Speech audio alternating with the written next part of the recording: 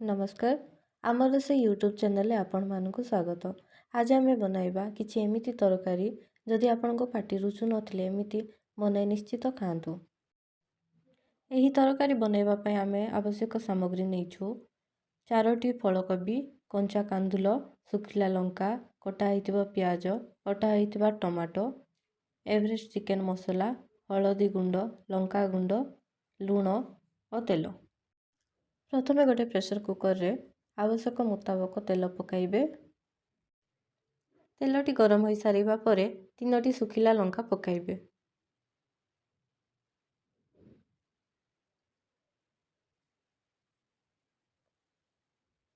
देखंतु लंकाटी भल भाबे भाजी गला परे कटा होइतबा प्याज सब आमे पकाइबा एवं भल भाबे भाजी नबा।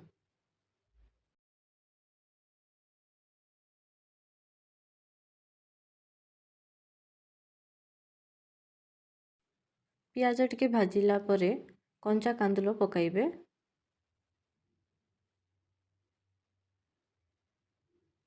भल भाबे घांटी नियंतु।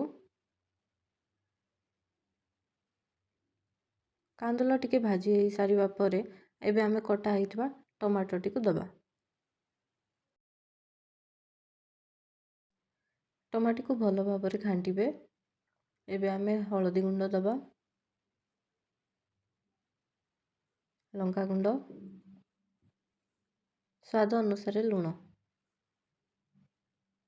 एबे सबको भल भाबे मिसाइबा। देखंतु टिके भल भाबे भाजी सारिलानी। एबे आमे मसला टिको दबा।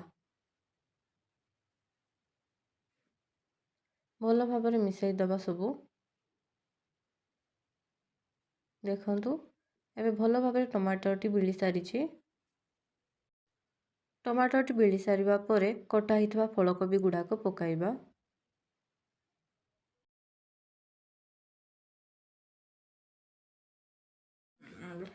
ए सबको भल भाबे आमे घांटी नबा।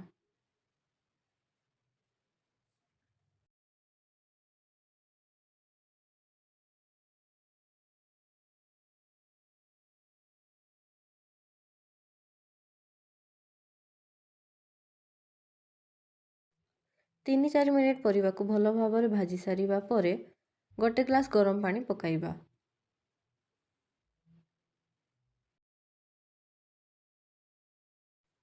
पानी पकाई सारिला परे भल भाबे टिके घांटी नबा।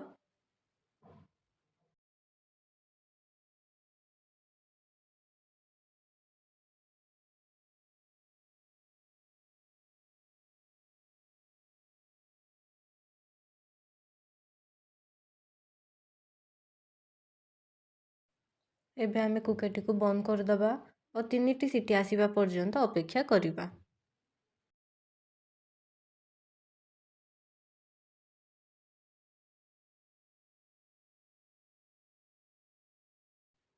तीनोटी सीटी आसीबा परे चलंतु देखिबा तरकारीटी केमिति हेइछि।